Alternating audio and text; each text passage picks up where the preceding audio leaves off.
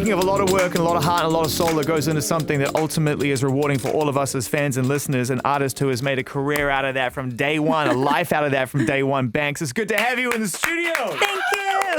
I've been waiting for this one because every time we've sort of like spoken before, it's always been leading up to music. So I kind of went into this project for the first time since we ever met. Yeah. Totally just listening to it without Like from really, scratch, a kind of, lot yeah. of any real kind of conversation and background. Mm-hmm. And I have to say, maybe I just don't do interviews anymore. I totally loved it. Oh, thank you. How do you feel now it's out? I feel so good. I'm just like, I mean, I do it for me, so I know it doesn't, at the end of the day, it doesn't really matter what people think. But of course, I mean, when you care so much about it. Yeah, so I feel I'm relieved. I'm really excited to get out on the road and perform it. I feel I'm in a really good place right now. Like I have, in my career, there have been times where I have not been in a good place. And it's been very hard for me, but I'm in a great place right now. And I'm just like really stoked to just get out there and perform and like sing with everyone. Well, fans are going to be thrilled to hear you're in good form. Well, we've got some questions from them to get through. And I want to talk about this album because we haven't had a chance to dive into it. And I love it. And we're going to start with the song that you kind of gave to us first as a gift, which is called Gimme. And I wonder why you decided to share that one, because the body of work, start to finish, is a body of work. My gut has never led me wrong. And I think that I just wanted to go with something that felt like a slap in your face. Initially, I wrote it it was me and Buddy Ross, and it was just that dun, dun, dun, dun. It was just that synth line initially. And I was like, it just needs Hudmo. I love being inspired by people. We just came together at a time where I feel like it was just super fun and inspiring. And it was pretty much like him, Buddy Ross, and BJ Burton were my boys. They were like who I worked with like kind of throughout. I don't like working with many people because it's so intimate and like it's like therapy mixed with dating or something. Well, we have fan questions here. This one from Hub. How many songs, including unreleased ones, did you actually record and make for 3? I mean, there's ideas wise, like 50, but like fully fleshed out, finished songs that I think are like, I really do definitely want to put out. I feel like there's like maybe 8 or 9 that I didn't get a chance to put on this project. Yeah, that I will want to like definitely do something with. Yeah, you definitely want to see them through and get them out. Yeah.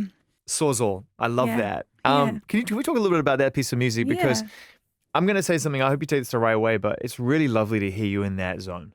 I think that a lot of times, especially in music, when you write about like the ending of a relationship or a breakup or looking back, either you hate yourself or you hate the other person, or there's some sort of judgment or anger or resentment or this or that. But with that song, I mean, it's quite sad. It's like it's singing about like, did we really not work out because we weren't right for each other, or were you just depressed? But it's sung from this place of like really just like self-love and loving that person, like just no guilt. There's no heaviness in that song, and that's why it's like singing about a really heavy subject. And it's something that I had to work hard not to feel hate towards myself about stuff like that. And that song's special because of that, because it's just all love. You're a real singer, though, and that's one of the things I love about your music is that you remind me of Sam Smith in that way. Like I remember he said to me once, you can do whatever you want with the track. I'll decide later on as long as my vocal is the highest thing in it. Well, that's actually really nice to hear, because I think for me, there's like tracks on the album that I think like I wanted a lot of distortion, and I wanted like a really like busy environment, because it felt like that, like what the situation I was singing about, it felt overwhelming. And then there's songs like Sawzall and Made of Water and What About Love and even Alaska, where it's like I want to just like be on the tippy top on my tippy toes, like on top of everything. Bane wants to know what the fastest song you made for your album was. Probably Till Now. Okay. Till Now was the last song I wrote, and I thought the album was done. I was just in the studio, like kind of like going through each track, like, does this need to be there? Should we cut that part? Should the synth be louder? Blah, blah, blah, blah, blah, all that. But Till Now came out, it just like barfed out of me. I had started it the night before. Me and BJ were just messing around, and it kind of started as this like really like sexual, like minimal, well, I don't know, it was a different vibe. And then the next day I went in, the lyrics weren't coming to me that easily. And I think it was because what I really wanted or needed to write about, I didn't want to write about because it's painful.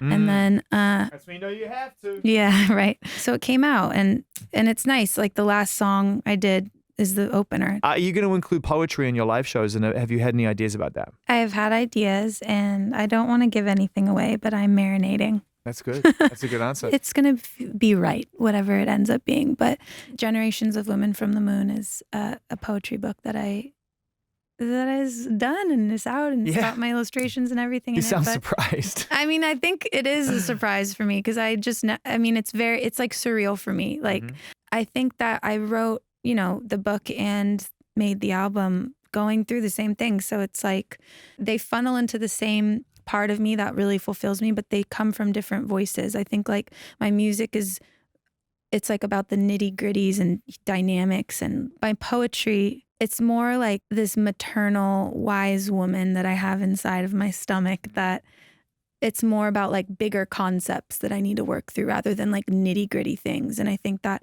I know that if I ever have a daughter, I want to read her that book for sure. Two-part question. What happened to the collaboration you did with They? It's dope. And it's sitting. Yeah, it's sitting. It'll be heard at one point. From Andres. Are there any artists making music right now that are catching your eye? Now your album is done and you can go listen to other people's music. Oh God, I'm so bad at these questions because I get so That's why I gave you like the longest intro, the question. No. And I literally asked that question 3 different ways. Well, I'll say Francis because, I was listening to a lot of his stuff because we made that song together. He's incredible. Yeah. And I'm thinking about the people that I've been working with and who they work with a lot so I've heard a lot of their stuff. Bon Iver, I just like die for him. This from Zena. Are there any other collaborations or producers that are on your wish list that you'd love to work with? Well, you mentioned Chance earlier. Yeah. Who else? This is Jack Garrett. I'm really into him. I love that. Yeah. Tracy Chapman, where are you at? Good shout. Wow. Jai Paul. Oh my God. Throwing that in there. Oh, please. There are people out there who have made amazing music who aren't as active right now because they don't need to be, they don't want to be. Perhaps they're just like living a different type of life, but they still come through. Like obviously, Justin Vernon working with Bruce Hornsby, and you just hear these people come up and still contribute amazing things. Like Michael McDonald's quite active Flying right Lotus. now. See, I'm still buying time. Yeah. Flying Lotus. Do you still live in California? Yeah. He still lives around the corner probably from you. No, he actually lives around the corner. Exactly. Like I can walk to his house. Oh, you East Los Angelinos, man. You could all just throw a stone to each other's house and go and work more. Why don't you just make that happen? It's happening. Oh, it's happening. I mean, it's gonna happen. What's going on with music videos? We're making one for Contaminated. Amazing. I think it's gonna feel real and special, and I don't want to. I mean, I hope it's good. This is from Twilight. Have you ever felt a desire to separate yourself from your stage presence, and the difference between you as an artist and a performer? When I first started touring and making music, I did not want to wear anything but black, and I wanted my hair black, and I was exactly what I was.